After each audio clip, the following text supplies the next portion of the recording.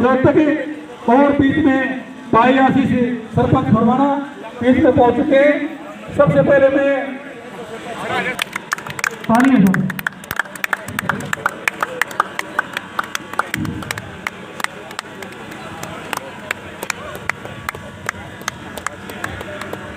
Chairman Balram Singh Dangi बहुत ही बढ़िया युवा नेता हमारे बीच में पहुंच चुके हैं। की तरफ से फरमाना गांव की तरफ से जो आज हमारे बीच में कीमती समय निकालकर हमारे बीच शामिल हुए, मैं उनका हार्दिक स्वागत करता हूँ।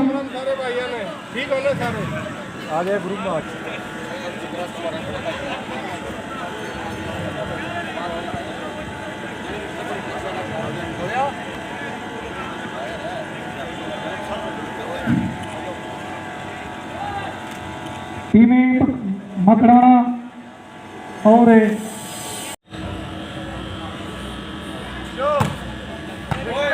आउट अंत नगुरा की टीम को मिला।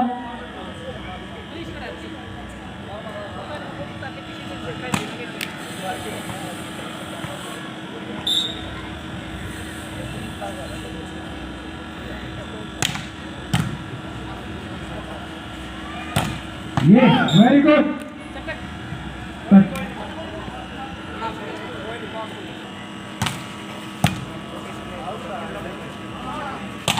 ये वेरी गुड, बहुत अच्छी बॉलिंग।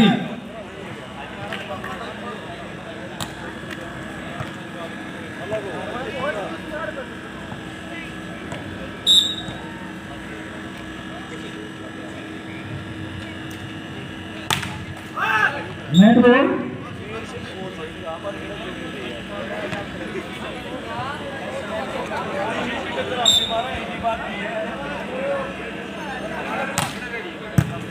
बहुत बढ़िया।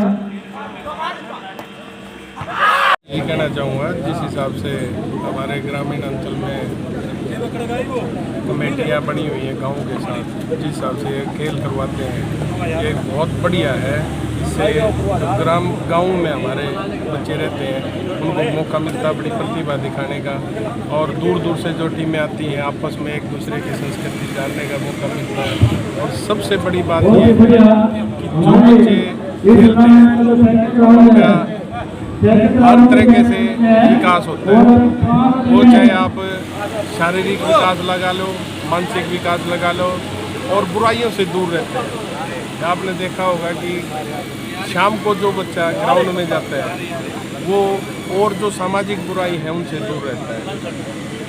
शाम को जाके ग्राउंड में खेलेगा, आपस में एक दूसरे से बातें करेंगे, विचार करेंगे, और फिर जिससे जो हमारे समाज में जो बुराइयां हैं आपको पता है, दारू पीना और ये दूसरे वो बात, उन चीज़ों से वो बच्चे बचे रहते हैं। वो सबसे बड़ी बात है आज के दिन।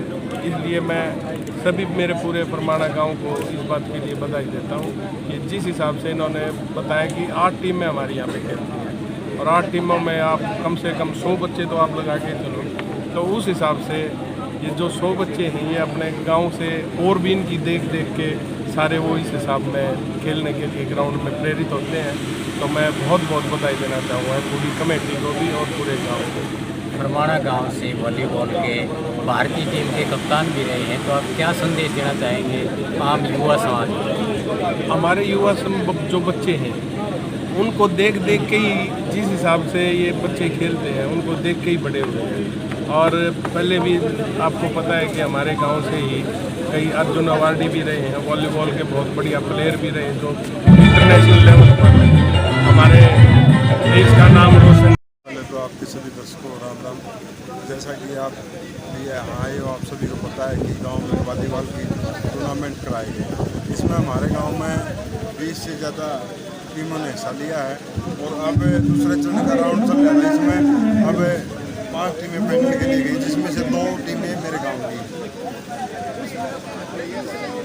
गांव में खेल करवाए जा रहे हैं और लगभग हर बिल्कुल भाई साहब, जैसा कि आप सभी को पता है कि मेरे गांव से वॉलीबॉल की टीम इंडिया की टीम में कप्तान अमित सिंह रहे हैं, तो उससे हमें एक प्रेरणा मिलती है कि हम भी युवाओं को ज़्यादा से ज़्यादा खेलों में भाग लें।